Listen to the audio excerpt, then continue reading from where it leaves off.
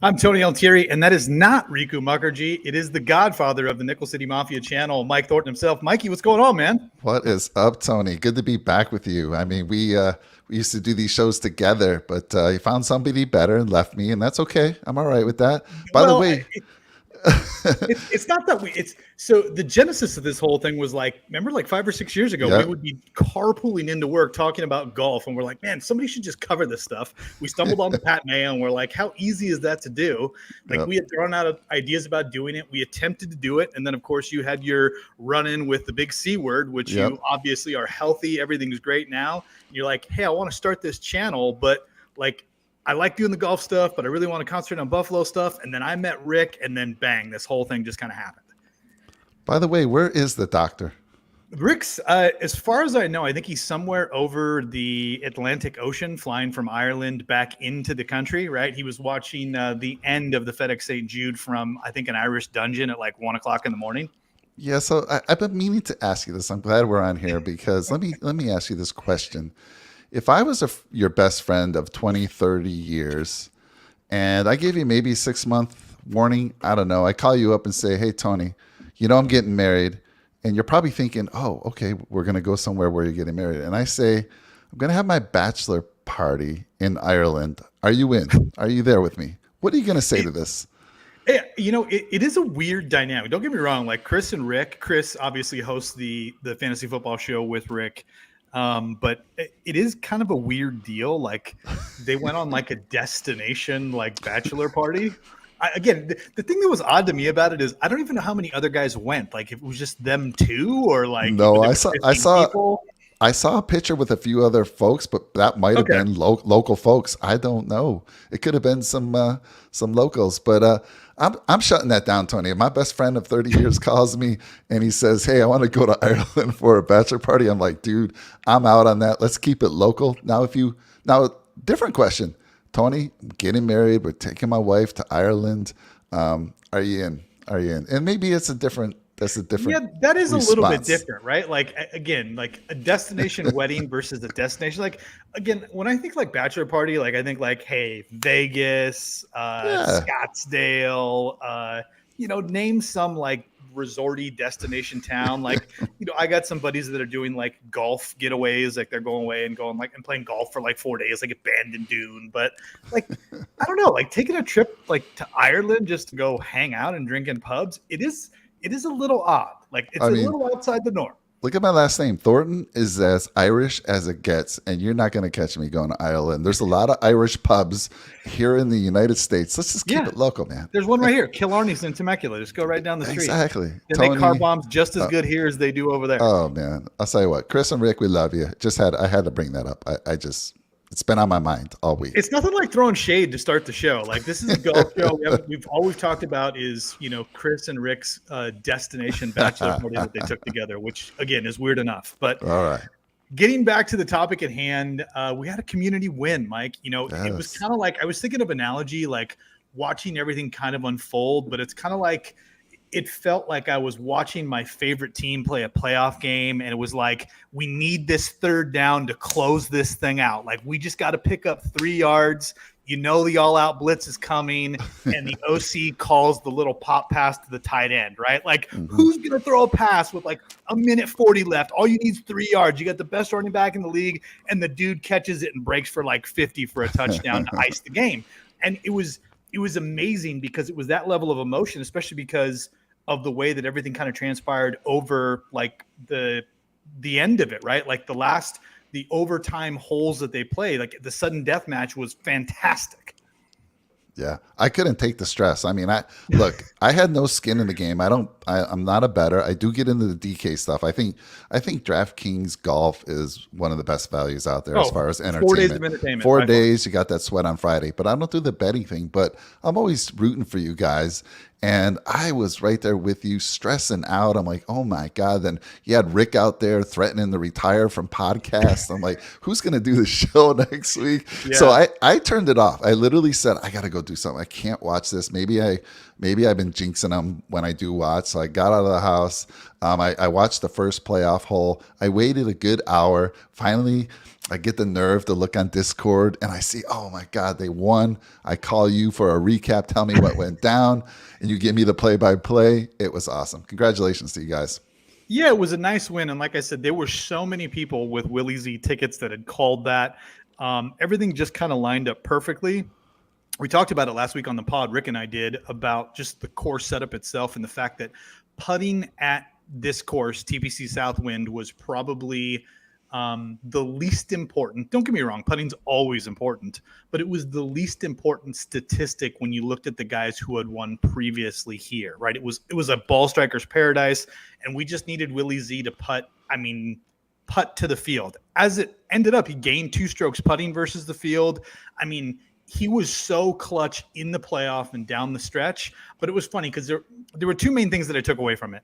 Number one, like, dude, Sepp Straka, like the last like 9-10 holes was a friggin' machine. Yeah. It was like he could not miss a fairway. He did not miss a green. He did not miss a putt. Like, he was automatic all the way up until the 3rd and final playoff hole on the par 3.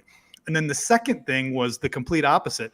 Will Z, who had been just striking the ever-living crap out of the ball for 3 days, it was like the last 7, 8, 9 holes, he was shaky. He couldn't find the fairway. He was having to hit from around trees. He was having to chip out and like drain putts to just maintain, which he was doing. So it was funny because these guys basically flip-flop roles. Straka's known for being kind of a guy who hits a long ball but putts really well. And, of course, Willie Z is the premier ball striker. But it was amazing to watch it go down the way that it did. The playoff was fantastic. I mean, both tee shots that Straka hit off of the 18th, the first 2 playoff holes, I thought they were in the water for sure. Like, the shot tracker was like, here's the water. And the ball's like, yep, it's going right in the water. It's like, nope, it's on the fairway. I mean, it was fantastic. And, hats off to Willie Z. Hats off to Rick. Rick hit a huge ticket. For me, you and I were laughing because a couple of weeks ago before the Open Championship, I was telling you I got murdered this year in betting, and it turned around. 2 winners in the last 3 or 4 weeks, and all of a sudden my golf year, which was terrible, is now fantastic, and we've got basically 1.5 tournaments left until the season's over. Yeah, it was awesome. I was just so worried that Will Z was going to break your guys' heart again. I mean, how many times has that happened? It was like I kept seeing people in the Discord. I've seen this before. Oh, dude, I had PTSD because I've watched this happen now 3 times, and I thought, here we go, Willie Z 4.0, just breaking our hearts by missing putts. And again, Straka he was like unflappable until he watched Willie Z hit the shot on the par 3, which ended up in the most awkward, improbable spot in between some stones on the edge of the green and basically the grass. And then it's like Straka walks up there and it's like, dude, just put it on the green. And he hits it in the drink. And it was like, oh my God, like this is it. And not only did he hit it in the drink, but he goes back to the drop area and then he hits it in the bunker. I mean, it was crazy. It was like, as soon as he hit it in the water, like, he like melted. And really what the drama came down to, whether Willie Z would try and play that shot or take it back to the drop area. I mean, as it ended up, anybody that watched it, I mean, he goes back to the drop area, sticks it to like 6 feet, and then he makes a putt and wins. I mean, it was fantastic. Tell me something. Think about it if you were on the other side of that, right? Let's say you had a Straka ticket. What were his odds? His odds had Straka was north of 200. He had to be because he'd missed 6 straight cuts in a row. Yeah, there was somebody out there who had that ticket, right? And they're just like, oh my God, we're about to retire here with this victory. Yeah. So I can imagine on the other end, but great stuff. It was fantastic and great for Will Z. It's finally good for him to get that monkey off his back.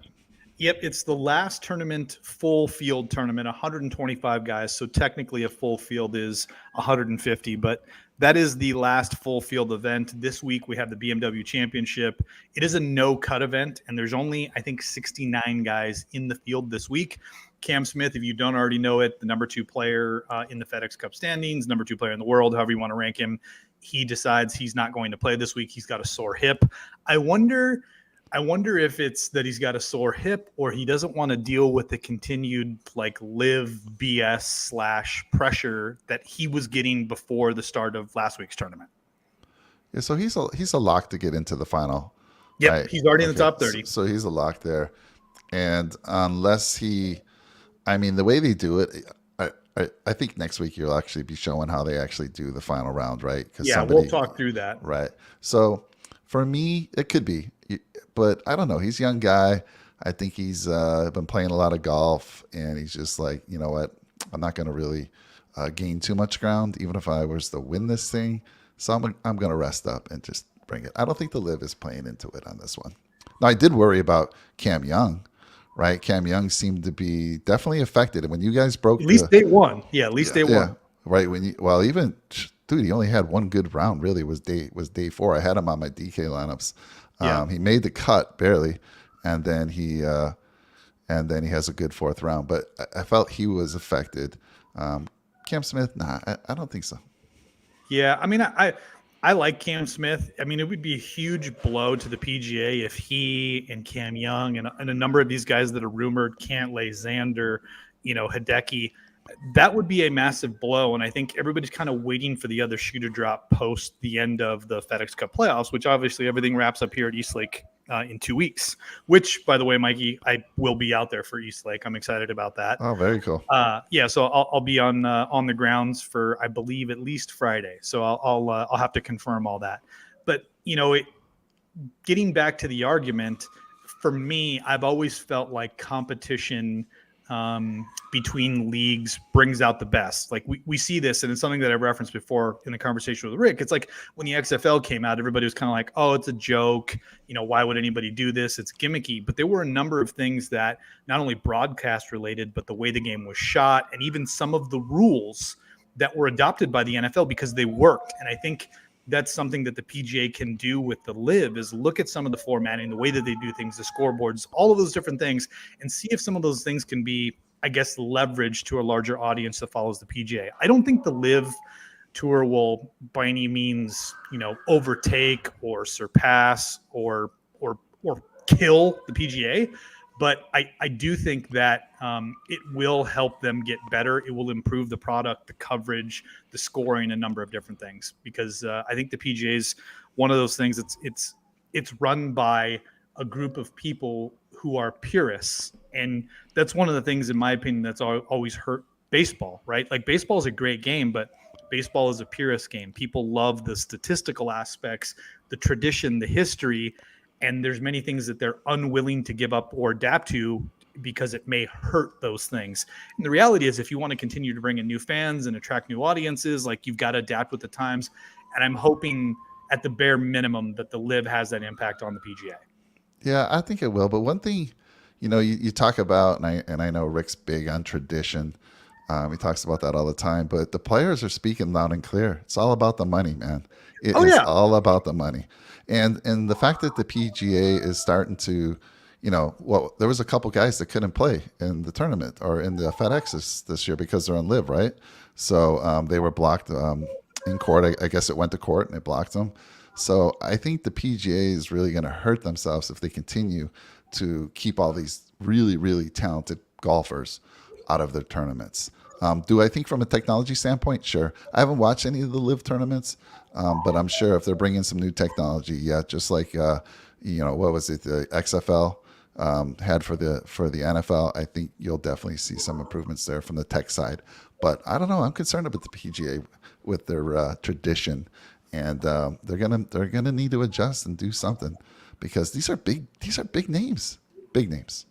Yeah, I mean, you've got your Brookses and your Dustins, and obviously Phil. To me, there's just the young talent is lacking, right? They've got some pretty stalwart guys that have some pretty successful brands that are on the live tour, but for me, it's when you start dipping your toe in the water of getting guys like Cam Smith and Cam Young and Xander. Hideki.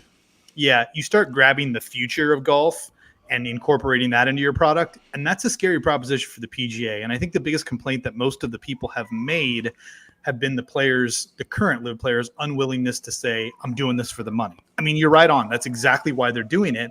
And I don't understand why they don't just come out and say that, right? Because everybody knows that's why they're doing it. Everybody's complaining that no one wants to admit that's the reason.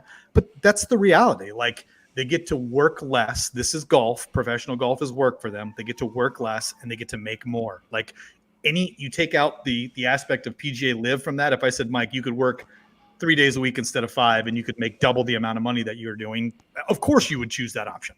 Absolutely. I mean, they have families to support.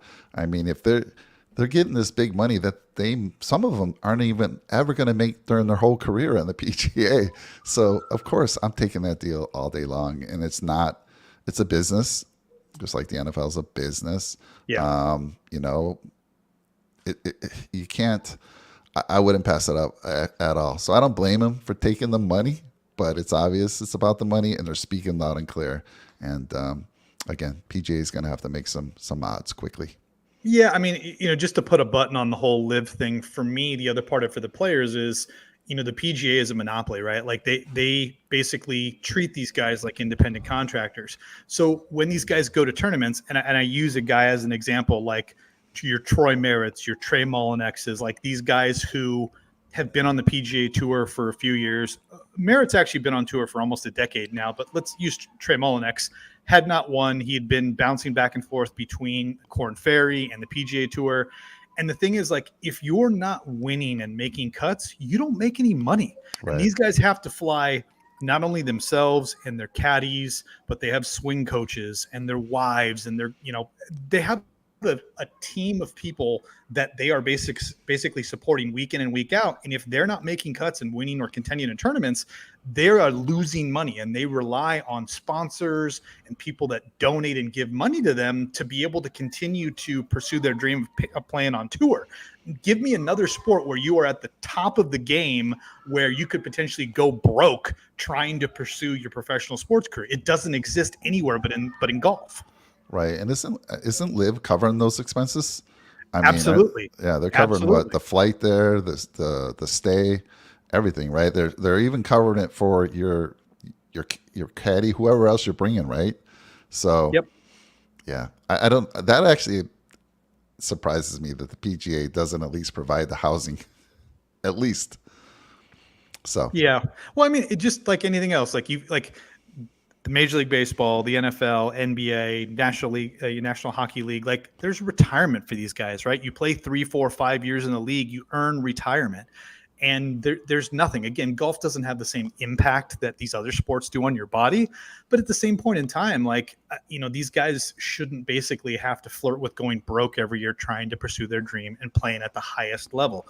They should cover that. And I hope the PGA takes that into account, because you're right. The Live is covering all those things, and they're not putting them up at, the Holiday Inn. These guys are staying at beautiful resorts and hotels. They're flying on private jets. They're taking care of them, their teams, their families.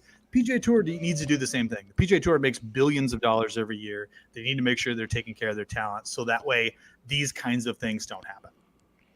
I agree. So before we get into the golf tournament this week, we're I have 20 to ask minutes you, in. What happened with Cam Smith? Tell me how he wakes up in the morning, Sunday morning, and he has the 2-stroke penalty. Tell me what happened there. What did he do on Saturday, and how did they not catch this? And he gets a 2-stroke penalty, which, I don't know. He probably was made aware of it late into the night. I don't know. But still, for a lot of folks playing DK, they were like, damn, especially if you had some showdown ones, because position counts. What happened there? Well, so it had to do with the drop that he had. It was like on the 11th or the 12th or the 13th hole. It was a par 3, hit it into the water. And I guess apparently where he had placed the ball, where it had gone in, was actually on the line, like, which is the one area where you can't put the ball. Like, you need to be, when you drop the ball, it needs to be basically in the field of play. You're putting the ball back into play, and his ball was hit from the line. The thing that is kind of that I take issue with is not that there was a rules infraction, because he clearly, like, if you go back and watch the video, he broke the rule, right? Yeah. But again, this is another example of golf purist, right? Like the person that's like, oh, he broke the rule, so he gets the penalty. Like, what other sport do you wait 24 hours? You're like, oh, there was a penalty. We're going to go ahead and assess that right before you tee off. And he didn't know until 45 minutes before he teed off that they were going to assess him a 2-stroke penalty. So again, this is another example of things to me that the PGA Tour needs to clean up and modernize. Like, with all of the technology, with all of the rules officials and people, like, if you don't catch a rules infraction as it's happening live, at least the same day, like, assessing a penalty on a guy the day after seems absolutely ridiculous to me. Yeah, absolutely. It's kind of like winning the Super Bowl and they go back and review the tapes and they're like, yeah, Like, that was, oh, guess what? He was out of bounds. yeah, that he was didn't catch clearly, up. yeah. So it is ridiculous. I think that was, I totally agree with you. If you miss it, that's on you. That's on you, PGA. Do not make, 45 minutes before I'm about to go off, tell me I have a 2-stroke penalty. Now that's going to mess with me. I'm going to be a little upset, a little frustrated. And, and he did pretty well, right? Where did he finish up? I want to say he finished like 13th. Finished 13th. But, add 2 strokes to that, and he's got a little more money in his pocket. Yeah, well, to your point, there were a number of people that had him in DK lineups, a number of people that didn't. So his ownership percentage was low, and that was a massive blow to those people in those big tournaments, right? Because like we know, like 1-2 points can make a huge deal, and Absolutely. 2 strokes in a competitive tournament like that can be the difference between 13th place and 2nd or 3rd place. Yeah, because you got those bonus points as you finish higher. So, yeah, 2 more. He finishes maybe if he finished 13th, he's probably top 10. If he put those 2 strokes back. So. Yep. A bummer for sure. Before we jump into this week, Mike, I know we've got a big giveaway and we've been making it a point to announce it. So if you wouldn't mind, I'm going to put you on the spot. What is our giveaway? How is it working? Tell us about our sponsor, Mike. Oh, man, we've had a huge response to this giveaway. It doesn't get any better, especially if you're a Bills fan. Hey, if you're a Titans fan, you might like it as well. But this is for the Bills Mafia out there. 2 tickets to Monday Night Football, September 19th. Titans versus the Bills, the home opener in Orchard Park. 2 tickets, and we're throwing in a $100 Visa gift card. Pay for parking, pay for some food, whatever you want to use it for. $600 value. Thank you to our sponsor, Auto, spelled O-R-T-O, for making this a reality for us. Dude, it doesn't get better any better, Tony. Nickel City Mafia, we're all about Buffalo and then some. I know we do the golf show, we do the fantasy football stuff, but we're focusing on our core audience, which is the Bills Mafia. So let's go. All you need to do is, let me give you a quick little, be 18, be from the U.S. or Canada, and leave a comment on any of our shows. You should be don't put a comment in the live chat. That doesn't count. It's a little different. Put a comment in the comments section. And Tony, I'll let you, do you want anything specific or just want them to put anything they want? Let's do this in the comments this week, right? You can say whatever you want to say, but let's do an extra entry if you give us who the winner is this week.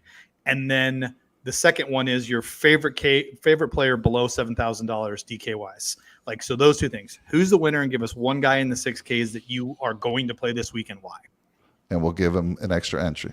And you will make it happen. You will give them an extra entry. I will make it happen. How that works, but you called it. I will make it happen. But let's talk about Auto real quick. Cool little free VIN history report. If you're buying a used car, my son Caleb is looking at used cars. We've used it a couple times. Saved us a bunch of grief because the seller wasn't revealing everything. We scanned the license plate with this app, both on your Apple or Android, and it pulled down a complete history report of what happened to that vehicle. And there were some things that the seller didn't report to us. So Tony, it's a cool little app. Why don't you play the little 24 seconds? Stay with us, and then we'll get into the show. 40% of the cars on the road hold a hidden history. With the Auto app, you simply photograph any car, and using our AI license plate recognition technology, you'll instantly have accident, sales, and owner data from multiple sources at your fingertips. If you work in the car industry or are simply buying a used car, use Auto to get the full picture. Search Auto, spelled O-R-T-O, on the App Store. Yes, sir. Let's go. Our friends at Auto, Tom, we know very well. Tom's a great guy. It's a great product. You and I both kind of work in an adjacent industry where vehicle history reports are extremely important to everything that we do. So that kind of information, whether you're a professional or, to your point, somebody buying a car for yourself, for your kid, it's a great thing. It's free. It's connected to all these different aspects, whether it's social platforms or VIN verification, vehicle history reports. Like, it's just a great tool. So if you're looking for a used car, or, hey, you just want to go, know who owns your neighbor's truck that's been parked out front for 4.5 months, like, you can do that. Go scan the license plate. Go download Auto. Love it. Good stuff. Perfect. Well, let's get into it, Mike. We are damn near 30 minutes in, and we haven't even talked for a second about this. Hey. The good news is The good news is it is a small field. So, this is going to be a fairly quick tournament. It's going to be more like a WGC than we've probably seen in the last couple of years. And because we didn't have any WGCs this year, this is going to take the place. This tournament, the BMW, is going to be 70 guys. So inarguably the 70 best players on the PGA Tour. We don't get any BS like Euro guys or any random Asian dude from Japan or Korea playing in the tournament. Like, these are 70 legitimate golfers, or I should say 69 is the only guy that we are missing is Cam Smith. Like we mentioned, he did withdraw from this tournament. And this all leads us to the final stage of the FedEx Cup playoffs, which will be happening at East Lake, where we'll have the top 30 guys. This week, it will be played in Wilmington, Delaware. It's the first time we've ever seen it. This course has not ever hosted a professional tournament of any kind. No Ryder Cups, no women, LPGA, no nothing. None of these guys have ever seen this course before. And so we're reliant on comp courses and information. It is a long track, but it's important to note that a good amount of that distance is wrapped up in the par fives. There's two par fives that are over 600 yards. They're basically unreachable. So, even for the longest guys on tour, guys like Pendrith, Kurt Kitayama, who I like a lot this week, like who are bombing drives 350 yards, like they're still going to have almost 280 to 300 yards into these greens, and they're probably going to lay up and hit wedges in. So even though this is a massive track and there is a benefit to being long off the tee, a lot of that distance wrapped up in a couple of holes. So for me this week, when I built out the model strokes gained approach, the architect for this course, it is a Robert Trent Jones course.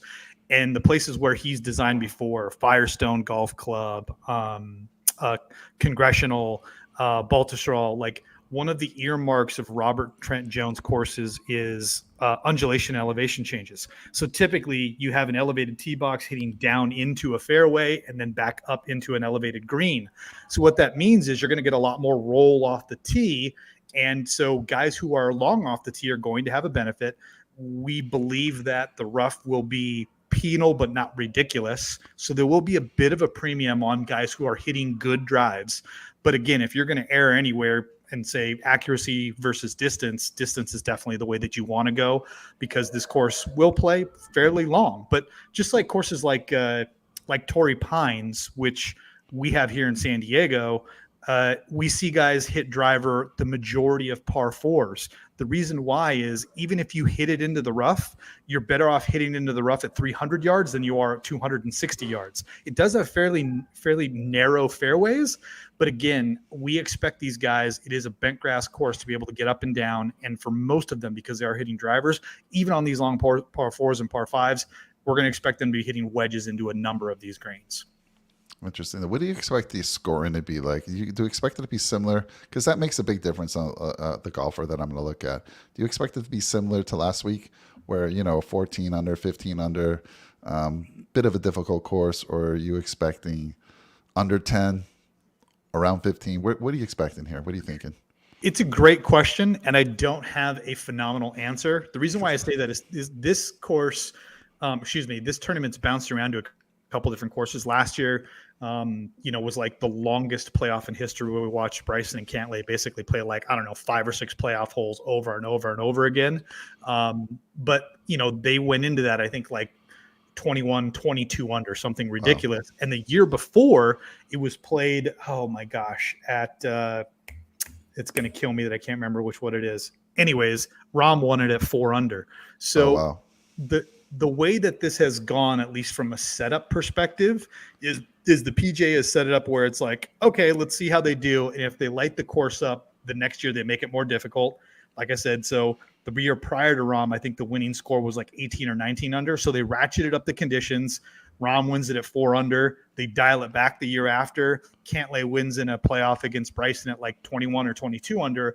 So my expectation is that they will ratchet up the conditions a little bit more this time around, especially because it's a course we've never seen before.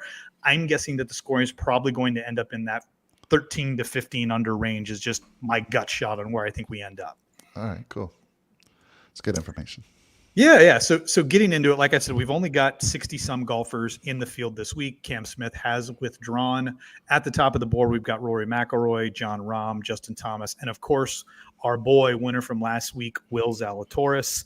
Because we only have 60 guys, trying to play the ownership game is going to be very difficult. Basically, all the guys at the top of the board above $9,000 are going to carry a ton of ownership versus normal weeks. But if you can get a guy that is 10 to 14% owned versus some of these guys like Rory or Rahm or Justin Thomas that are probably going to end up in the 20s, that is the ownership break that you're going to be playing. So if you're looking for a game theory perspective and you're trying to find a guy to play here, all four of these guys are going to carry a lot of ownership. If I was to guess one guy out of this group of four that may be under-owned, as crazy as it sounds, it's probably John Rahm. This course is really perfectly suited for Justin Thomas. I mentioned kind of in the build-up into it that it's like how you need to play the ball off the tee. But by and large, if you look at Robert Trent Jones courses and the stat that is the most important for guys who have won top fives, top tens at his courses, Firestone, Congressional, the Robert Jones golf course, which the Quicken Loans was played at, it's approach.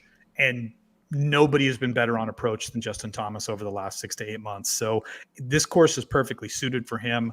I imagine he's going to be massively owned.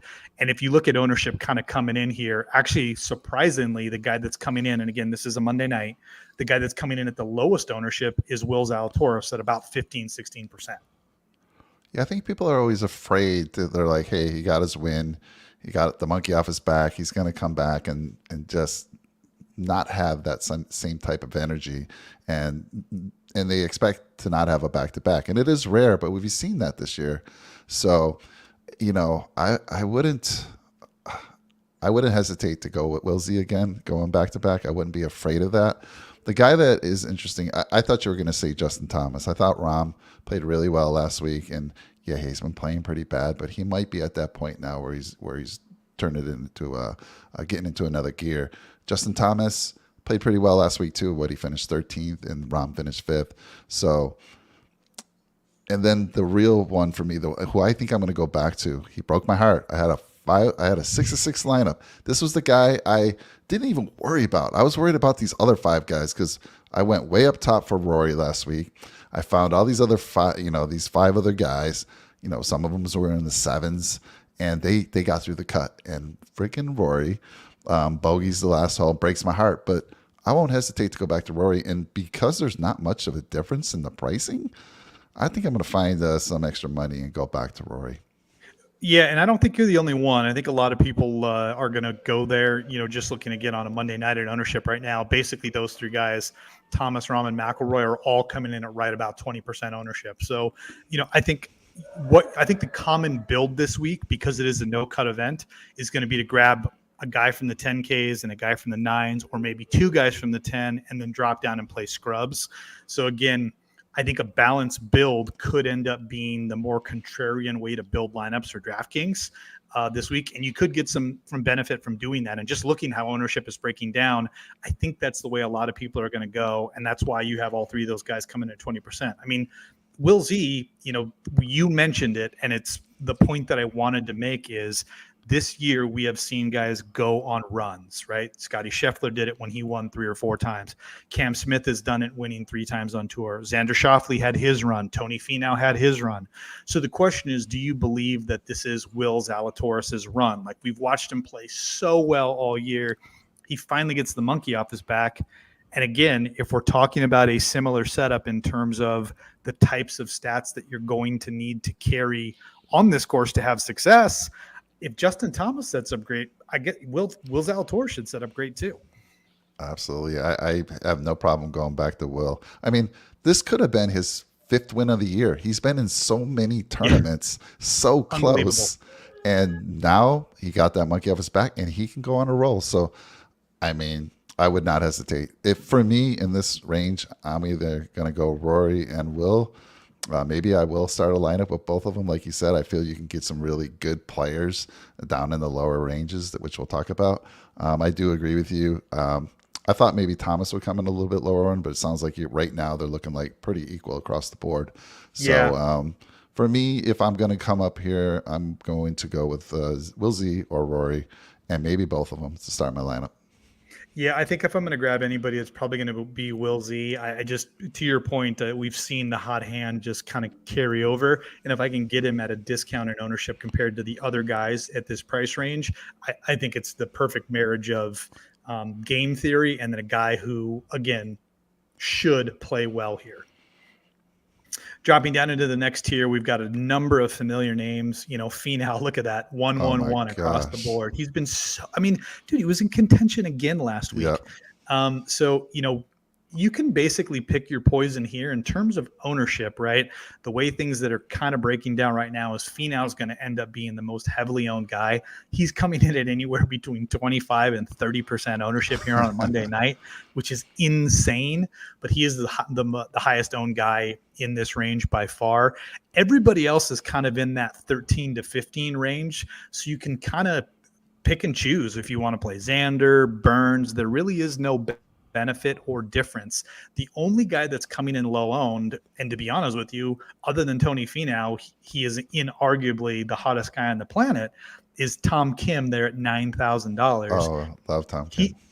Dude, he's been fantastic, and he's projecting at right about 12% ownership, which again is 3 or 4 points behind anyone else. And again, if you're talking about a guy where he hits every fairway, his approach game is phenomenal. He's been lights out with the putter. Like, why walk away from him, right? We just talked about this. Ride the train. He's got a hot hand. Continue to ride him. He played great last week. I think he finished inside the top 20 last week as well too. So, why would you walk away? But I guess, who do you like here, Mike, knowing that Finau's going to be the highest owned, Tom Kim's going to be the least, and basically everybody else is equal?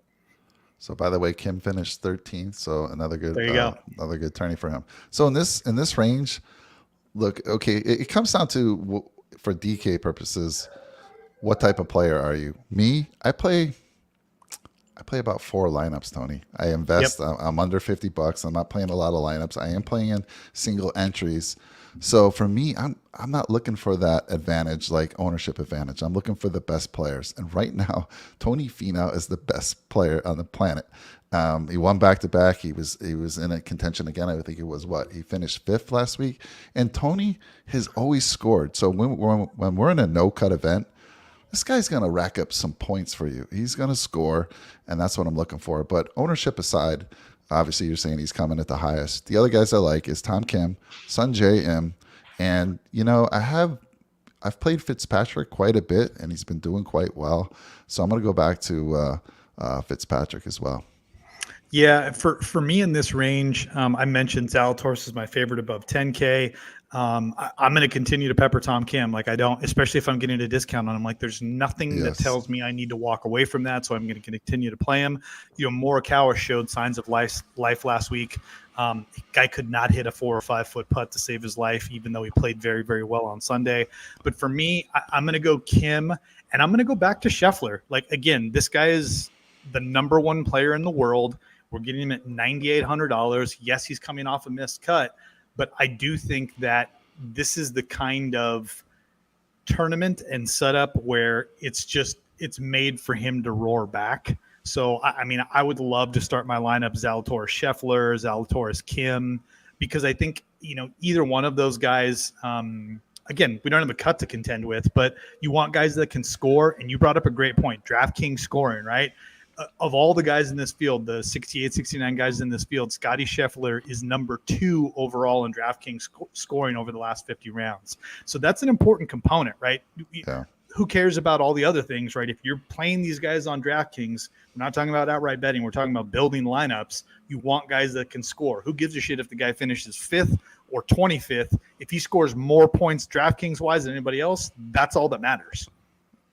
Yeah, exactly. So, I don't know. For me, I'm going to be chalky. A couple years ago, you and I. It's funny. Right now, when you and Rick took over the show, we're definitely playing the ownership game. But you can do that when you're playing a ton of lineups. For me, a few years ago, we've seen the chalk win. I have no problem going back to Finau here. You could argue, you could say, well, he's bound to slow down. But you know what? We said that with Scheffler when he went on his rolls. Like, man, everyone would stay away from him. Okay, he's not going to win back to back. He did. He kept winning and winning, and finally it was like, all right, we just got to keep betting this guy. So I don't know.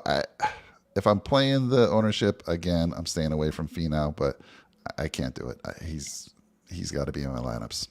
Yeah, it's just one of those things, right? When you talk about like playing chalky guys, and just to give you an idea, like I had mentioned this to you before we came on air, is I had some very good lineups, but I had Finau, Zalatoris, Im, and Kim in my best lineup that scored 531 points, Wow. right? Mm-hmm. So 4 phenomenal guys. Every one of those guys scored at least 80 points. Obviously, Zalatoris was 122 because he won the tournament. But every one of those guys was at least 18% owned. And so I had no advantage on the field. The other 2 guys that I had that were low owned were Mito and Taylor Moore, and they both had middling finishes. So I didn't gain anything on the field. And that's the only thing, is if you're going to be chalky in those spots, like if you're going to play Finau this week, you've got to find somebody down the board that ends up making that run. That ended up being Trey Mullinax and Brian Harmon, this last week. So you got to find that guy if you're going to play these chalkier guys in the 9 and 10Ks. Yeah, that's where I'm gonna get the difference in the ownership is lower, down in those 7K range probably, because there's some very good players down there. Yeah, well, we'll just continue. I mean, the AKs are stocked as well. I mean, You've got a number of really, really good names, a bunch of people that we love. I already know you're in love with Cam Young. You're going to play him. And to be honest with you, I love Cam Young this week. I think he's fantastic. I could very well start basically, because I'm going to do like I typically do, my 20 lineups. Yeah. And I'm going to probably start half of them Zalatoris, Kim, Young. Like those are my first 3 guys in. And to your point, I'm going to have to get different with the other 3 because Cam Young is going to come in super chalky again. Like, again, we're on a Monday night, but he's coming in at 22 to 25% ownership. And everybody else in this range is pretty low with the exception of Neiman. I think, the corollary to playing longer courses, tougher courses as well. We saw him win at the Genesis, which is at Riviera, which is one of the tougher courses. He's coming in above 20% as well. But this is like the first place where you're going to see some massive differences in ownership. Like you've got guys like Spieth and Lowry. Lowry was actually the last guy to win at Firestone. Hideki, Terrell Hatton, Adam Scott, all coming in below 6-7% ownership. So this is one of those areas, like we talked about, if you're going to play, Finau and JT to start your lineups, like grabbing a guy like Spieth or Lowry or Hatton down here makes you that much difference. And oh, by the way, Robert Trent Jones courses, the 2 best guys in terms of course history for his type of courses, Hideki and Lowry, 1 and 2. Like they played his courses phenomenally. That's like some golden information there, Tony. I mean, serious. I love the thing it. with Decky is he's coming off 2 withdrawals, and it's not like we haven't seen this from him. He's done this a couple of times, but it's funny. He had 2 WDs, and he comes back, and we see him win. I think it was like the Zozo, and then the same thing. He has 2 WDs, and he finishes like top 15 at the Masters. So, maybe you're going to have to think about it because we don't have a cut, but if Hideki withdraws and now you got to go 5 of 6 versus everybody else's 6 of 6, that's a massive disadvantage. Yeah. I mean, so for me in this range, I love Cam Young just like you. And I like that taking Kim and Cam Young, starting your lineup even there and maybe one of the guys up above. But those 2 just alone would be a fantastic start. But I feel nauseous. I'm going to say this, but a guy that I just absolutely despise has been playing pretty well, and I've actually snuck him in a couple lineups, and he's done okay, Mr. Hatton. And I have to feel like ownership can't be that high in this guy, is it? Or are they looking at his past 2 or 3 tournaments, and is he getting a little bit of a spike because of it? But Hatton's been playing pretty good, and again, it makes me nauseous because I always say run as far away as you can from Hatton, but but he's on fire right now, so I don't mind going back to him. Anyone else on this board? No one excites me, Tony. I mean, I mean, dude, Adam Hi- Scott quietly played phenomenally last week. He Yeah. led the field in putting, which is insane to say, but he had a great week. It's funny, the two guys that kind of bookend Hatton, you've got Connors right above him at 83 and Wise right below him at 81. Both those guys are coming in anywhere from 12 to 15% ownership. It looks like Hatton's kind of going to get squeezed out at 82. So again, we talked about being a little bit different. That's a great ownership play, playing a guy like Hatton. And again, if this thing plays tough, we typically like Hatton at tougher courses, exactly. right? Yep. Again, he gets a little emotional. He's very loud. He's very clear about the way that he feels, but he's a hell of a golfer. And to your point, he has been playing really, really well as of late. If you look at kind of his results over the last few months and kind of how he's got it done, dude, his ball striking has been phenomenal, but he has gained basically in every facet of the game. The St. Jude, he finished 31st. It was the first time in a long time that he had lost tee to green. Prior to that, he was, at the Wyndham, he was 7 tee to green. And before that, at the PGA Championship, he was 6 strokes better than the field tee to green. Wells Fargo, 1.5. The Heritage, he was 1.5. At Valspar, he gained 6. So typically, he's a very good tee to green player. And if we can get that hot putter that we saw a few years ago, and we saw him win multiple times, around the world, including on the PGA Tour, I think it's a great spot for him. And I think you could go a lot of different directions to differentiate. But I love Hatton in that spot because Connors and Wise are going to be so heavily owned. Yeah, if that's the case, absolutely. Sign me up for Hatton. I mean, he had an 11. He finished 11th at the Open. He finished 8th at Wyndham, two totally different types of courses, and he showed that he can score if he needs to at the Wyndham because that's pretty much kind of a birdie fest there. He did finish 31st. I think you said that this past week, but yeah, sign me up for him. And again, Cam Young, Cam Young, Hatton. And I'm sorry, Tony, no one else excites me here. I can't get the Lowry. I'm sorry. The other guy that I kind of like that no one's really talking about, I'm going to kind of see where ownership ends up on him as we get closer to the tournament, is Homa. One of the other corollary courses because of the length of this one has been Quail Hollow, which is where the Wells Fargo is played. Obviously, he's won there. Rory's won there. So if that's the case, if I can get Homa at fairly low ownership, right now he's coming in about 10, 11%. Again, in a 60, 70-man field, that's not bad.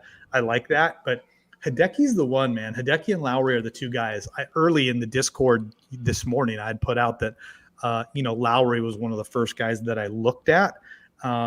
So we'll see. The other guy is Spieth, man. Again, I was going to say Spieth, $8,800 for a Jordan Spieth. Yeah, that's intriguing because first of all, when do you see Jordan Spieth? I mean, I know he's been struggling as of late, but 8,800 Jordan Spieth, 4% owned. Any given week, this guy can turn it around and go off. So that intrigues me. 4% is what you're telling me. How can I not play him in at least one of my lineups? Yeah, I mean, he had a terrible week at the St. Jude last week. He lost basically 4 strokes tee to green versus the field. His putter, he lost 2 strokes putting. He lost 3 strokes on approach. It was just bad all the way around. But this could be a good bounce back week for him. So interesting to see kind of where things shake out. And, again, I fully expect him to be at Eastlake. But, hey, it's not a bad spot. If Cam Young and Neiman and Connors and Wise are going to get all the ownership, grab one of these other guys here. Homa's a great play. And Hideki, I mean, if you can stomach Hideki and the potential for a withdrawal, I don't think he's ever withdrawn from 3 straight tournaments before in his career, so the likelihood is low. He is a phenomenal Robert Trent Jones golf course player. Yeah, and again, Tony, it comes down to the type of player you are. I know Rick, who plays 120 lineups, you play 20. You could sprinkle a little of Spieth in there. Me, I'm playing 4 or 5 lineups. I'm probably not going to want to take that risk. Maybe with one of them. But I mean, you want to talk about getting an advantage on the field, which you just talked about. If Spieth goes off, huge advantage. Yep. And he could. Yep. This guy could do. He's got the pedigree. This guy could do that. And this is an even playing field. No one's played on this course, right? Have we had any PGA tournaments here? So playing field. No professional golf tournaments at this course, to my knowledge. Yeah. So the playing field's level. So that's very intriguing. Like I said, speed can get you a huge advantage there. Dropping down into the next tier, we've got the 7Ks. I'll tell you right off the shoot, no one's playing Billy Horschel. But again, long course, difficult bent grass, that's Memorial. That's where Billy Ho won this year. So just keep that in mind. The guys in this range that are coming in with the most heavy ownership, by and large, it's Cam Davis. He's been steamed up by a bunch of people already. Prototypical ball striker, very good off the tee. He's long, has been playing very, very well as of late. So he's going to be heavily owned. Taylor Pendrith, who's been a great play. I've been riding that dude basically every single week. He's coming in at 15% ownership. And then a little bit farther down, Mito's coming in at 14%. We got a good break on him last week. He came in sub 10% ownership because people weren't really sure if he was healthy. I had him in basically all my lineups. He finished pretty good. Like I said, he had a good week. He made the cut. He played well for his pricing. And again, we're getting him at $7,100 in a stack field. And realistically, this is probably the last time we're going to see him this year, unless he wins this thing.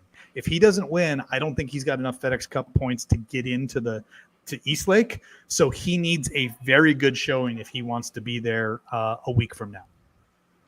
Interesting. So I never played Billy Horschel, but Rick had him on his write-up last week. So and you missed the cut. I've been riding Rick's write-ups for a few weeks, and for the most part, a lot of those guys did absolutely great. But Billy Horschel, I've never been a fan of his as far as putting him in any one of my DK lineups. I did last week. I paid the price. You bring up an interesting point though, where he did well is on this type of course. So.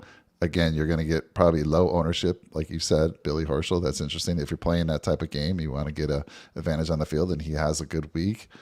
Look out. But for me, I mean, look, Taylor Pendrith had a horrible weekend. Like I had him in my 5 of 6 lineup where Rory, broke my heart, and that lineup almost moneyed. And if it wasn't for Pendrith just kind of tanking on Saturday and Sunday, he's a big long ball hitter. I don't have a problem going back to him because, like you, I've been riding him. Rick turned me on to this guy, talked him up, and he's been doing fantastic. So I wouldn't have a problem going back to him. I do like Cam Davis. Davis Riley was a guy that Rick's been high on. When we were high on him and we played him, he kind of broke our hearts for back to a couple of weeks. But he's been playing pretty well. I know he was 31st and 13th at the Wyndham. So I can definitely go back to Riley there. As well. And then talk to me about Thigala. I mean, keep seeing this guy do pretty well. Yeah, he seems to show up well on Thursday and Friday. It's the weekends that have kind of done him in, where he kind of makes his hoe is off the tee. He hits a long ball. He's pretty good off the tee. If you think about the courses where he's played well, Waste Management, we saw him almost win. And then another one here about 2 or 3 weeks ago that seems to be escaping me. I was at Travelers. That was the other one. And then he showed up really well at Memorial. He finished 5th at Memorial as well, too. So, bent grass is not necessarily his best putting. He does his best work on POA. He is a West Coast guy. But, over the last 5 rounds, he's basically been gaining everywhere for, both on approach, off the tee, and putting around the green. So he's been doing it a little bit here and a little bit there. I liked what I saw from the last week. Obviously, he finished, 13th. Very good showing. But for me, it's actually the guy that I'm going to be more heavily invested in is probably Davis Riley. And the biggest reason why is just, again, after basically having 2 weeks where he struggled, in the last 2 weeks, he's played really, really well. He continues to gain, tee to green at the Wyndham. He gained in basically every facet of the game. Last week, he did all of his damage off the tee. He hits the ball pretty long. It's the first week that we've really seen him kind of lose on approach. Since the Rocket Mortgage, where he missed the cut, the 3M and the Rocket Mortgage back-to-back, which were 2 perfect setups, at least what we thought for him. He missed the cut at both of them. I jumped on him back at the Wyndham, played him again last week at the FedEx St. Jude. So I'm going to go back there again. The biggest reason why is DK scoring. He's the only guy in the 7Ks that ranks in the top 15 in terms of DK points. So I want those points this week. That is probably the biggest factor for me as I'm evaluating all these guys. Since we don't have a cut, give me guys who can score DK points. Yeah, I like it. Totally agree. All right, dropping down into the dumpster, and it's not much of a dumpster this week. We've actually got some options. We've got some guys that, again, you're probably not going to see too many people play. Ownership down here, outside of a couple guys, you're going to be pretty safe. The guys that are gathering basically all the ownership of the 6Ks are Grillo's, right about 13%. Taylor Moore, who played phenomenal last week. I had him in a bunch of lineups. I mentioned I had him in the best one that I had last week. He's coming in at about 13%. And then, of course, Trey Mullinex, everybody's all over him after the way that he finished last week, finishing inside the top 5. So those are the big three. Wyndham Clark's gaining a little steam. Staldings is still getting some lineup builds. He's coming in at about 10%. But basically everybody else, you can be pretty safe. Because there are a number of options here, I think ownership is going to be fairly spread out. The guy to me that I'm going to have heavily invested in, and he's coming in about 7 or 8% ownership right now, is Kurt Kitayama at $6,000. Again, I'm going to go back to that narrative about DK points. In the 6Ks, he's the only guy that ranks inside the top 15 in terms of DK points over the last 50 rounds. So I'm going to have a lot of Kitayama. We saw him pop at the Irish here not too long ago, finished second place, probably should have won that tournament. But again, I like Kitayama, especially because I don't have to contend with the cut. The other guy that a lot of people seem to be steaming up is Luke List. Talk about ball striking, long off the tee, very good on approach. List rings the bell. But some other plays down here, like don't be afraid to go back to JJ Spawn. Like everybody's off of him after he grenaded on Sunday. You could see a good bounce back from him. And then the other guy that I really like, and this is more of a FOMO thing for me, I play him damn near every week, is Sebastian Munoz. No cut. Give me Munoz for 4 rounds. Like I'm in all day. Yeah, he definitely put up the points here. Man, I'm just looking at this, and man, have the mighty fallen. Remember Mr. Matt Kuchar was just a staple in our lineups every week. We'd get him for like 70 in the 7K range, and you had to play Matt Kuchar. He's minimum 6K. I'm actually surprised he made it to the FedEx because I just haven't heard his name much at all this year, but crazy. Yeah, crazy the other guy to throw at you, just 2 more names. Number 1 is Brendan Steele. Steele rates out really well here. Just in terms of, again, long-term form, you think Brendan Steele, straight off the tee, very good on approach, cannot putt. Brendan Steele's one. And then the other guy, surprisingly, who doesn't fit those narratives, but again, a bit of a Robert Trent Jones course specialist, is Troy Merritt. One of his wins came at the Quicken Loans, which is Robert Trent Jones's signature course. So Merritt's another guy that you can go to, Boise State alum. So me, I love me some That's Troy the Merritt. only reason you ever bring his name up. I mean, come on. You talk about him all the time. I love Troy Merritt, 5-6 years ago, you were always talking him up. It cracks me up just because he went to Boise State. But he's been playing good golf. So He has. I mean, he had a top 30 at the FedEx St. Jude, top 15 at the Rocket Mortgage. He's made 4 cuts in a row, so he's playing really well coming down the stretch. He's another one of those guys that he's got to finish like top 5 or win the tournament if he wants to get into East Lake. Again, I don't see any of these guys winning tournaments, but in terms of DK lineups, like that's the difference. If you can catch a Troy Merritt who finishes, inside the top 5, that's the differentiator that you need to get your lineup into the big money. Yeah, so it's definitely, I always say to Tony, I'm like, stay out of the dumpster. You hang around too much in the dumpster, you're going to get hurt. But this week, it's different. I can stomach it because there's no cut. So I can take a chance with some of these guys. And really, Tony, there's no one on the right side at all that I'm interested in. On the left side, couple guys. And let's see here. It starts with Emiliano Grillo. I think he's been playing well. He rates out well in your model. And I believe in that model. Taylor Moore, I've been playing him. He's been fantastic.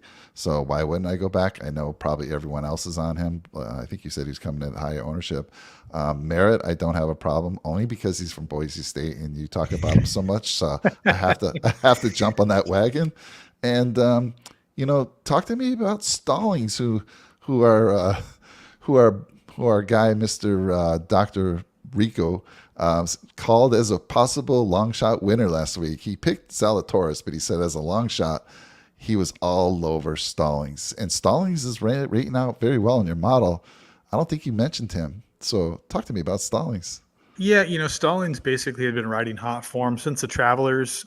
He basically went 8th, 4th, 10th.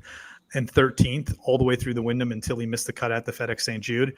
So, he had been just phenomenal and was doing it the way that Scott Spalding does it, on approach, tee to green play. And it was the putting really was the difference. He had gained in 3 or 4 straight tournaments leading up to that. And then, at the FedEx St. Jude, the ball striking disappeared, the putting didn't show up, and he missed the cut. So again, I think it might be a good bounce back week, but a lot of folks are seeing the same data points that my model is obviously pointing to, is that he's played very, very well statistically. The key stats that you need to play well at this course, he's going to rate out very well, very, very highly in. So, Spalding's, he's an easy pass for me. I never really get there with him, so I can skip right over his name. The guy that'll throw at you, who he doesn't rank super high in the model, but you look at his form numbers, is Andrew Putnam. Putnam has played out of his mind here over the last, 8 weeks. He's basically made 7 of 8 cuts. He's got 1, 2, 3 top 15 finishes, a top 5 finish last week. He finished 5th quietly at the FedEx St. Jude. So he's coming in red hot, and basically no one's going to own him because he doesn't show well in terms of the stats at this course. Putnam's not really known for being a long ball guy. He kind of is a guy that makes his weight putting and around the greens.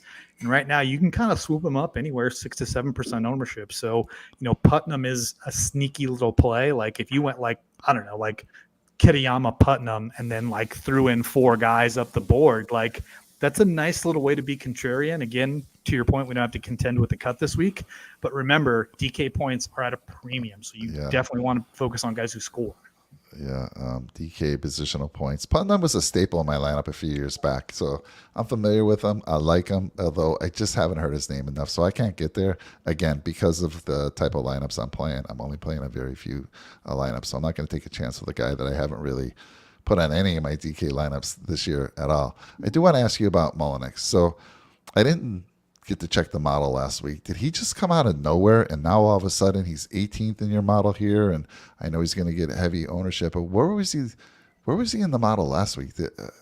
What happened there? Because I hadn't heard much of him, and all of a sudden, he made a run. I am concerned. I never like it when I see a guy kind of tank on the back nine, right? His final 3 or 4 holes, he kind of fell apart, right? At one point, he had an eagle putt to tie for the lead. I forget, it was on the back 9. I forget where that was. But then he kind of tanked in his last 3 to 4 holes. And I always feel like that carries over a little bit. But where was he last week, and where did he come from all of a sudden? Yeah, so at the FedEx St. Jude last week, let's take a look here. I'll pull up the model from that week. Mullinex was, survey says, that's not a good sound. So Mullinex was actually 28th in the model last week. So for a guy at $6,500 to be inside the top 30, that's pretty stout. The biggest reason why is just his form. He won at Barbasol, and then coming into last week, he had a couple. He had a top 25 finish, and then he finished T37 at the Rocket Mortgage. But statistically, again, not really known for being a great putter. He hits the crap out of the ball. He's a pretty good ball striker overall. So, that form coupled with some of the key stats, he came in fairly highly ranked. To be, like I said, $6,500 and to be ranked 28th in the model is a pretty good indicator of kind of where he's at. And we're seeing similar things this week with him in the model, again, riding just a hot hand in terms of form.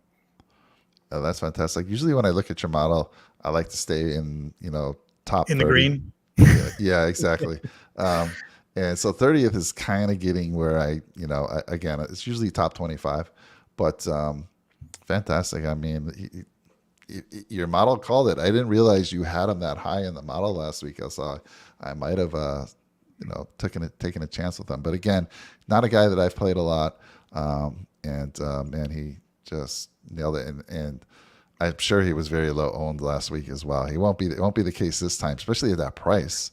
There's no way he's not, in this price range, he's going to be one of the highest owned for sure. Yeah, but, he and Taylor Moore are really the two guys way down here that are going to garner the most ownership. They're just going to soak it up. And again, people watched how everything played out last week. Again, for my money, I know I'm biased, but I like Munoz just with a similar skill set. Just I think he's a better player than those guys. Yeah, I don't blame him. He can score too. So, but I haven't. I mean, he's been struggling lately, right? So if I Yep. look at his past few tournaments here, I mean, he missed the cut at the Open. He missed the cut at Wyndham, 46 last week. So, but I know I've played him in plenty of lineups. This is a guy I can put on my DK because he on my DK card because guy can score, and he's usually. If you're gonna ever bet him as a first round leader. Oh, dude. The dude King has of the first round. Thursday and Friday. The guy just nails it. He's he a world struggles. beater. He just can't bring it home on Sunday. So I wouldn't have a problem. Again, I'm playing no one on the right side. Maybe three of the guys that I talked about on the left side there. Yeah, I like again, you kind of pick your poison. I think a common build is going to be a couple guys from the top and then a couple guys down here in the low 7Ks. Really, if you want to be different, play a balanced build. Like play the guys in the in the 8s and the high 7s and the low 9s. Build a balanced build, and you're going to get some ownership breaks on some of those guys that we mentioned. But for me, I'm not going to stay away from Wilsey and the guys that we talked about at the top of the board. I like it. All right, for the card this week, again, me, Mike, I can't go below 20. There are, like 14 guys priced below 20-1. So I'm going to grab the best players in the range that I love. Morikawa at 20, Scheffler at 22, Xander Schauffele at 22, Cam Young, your boy, at 25. I don't like the number, but I do like the setup here for Cam Young at this course. Hovland at 33. I'm just hoping that things turn around and we get the Victor that we all thought would be a world beater this year to come back. And then Neiman, again, I like the course fit. This is a longer course that's going to demand you get some shots. And if it plays difficult, I love Neiman. And then this week, bombs. I know I have 80 plus, but realistically in this short field, Homa at 60 is a bomb. Pendrith, Mito, and Munoz. Dude, I would love to see Cam Young or Mito win this thing after watching Wilsey win last week. Yeah, we talked about me putting together a kind of a fun card. I don't bet, and maybe I'll start adding my betting card if I were to bet. And I called Cam Young last week, and you guys jinxed him. As soon as I called Cam Young, you brought up this Live Tour talk, and it just kind of hurt him last week. But I'm going back to him. I'm calling Cam Young for the win.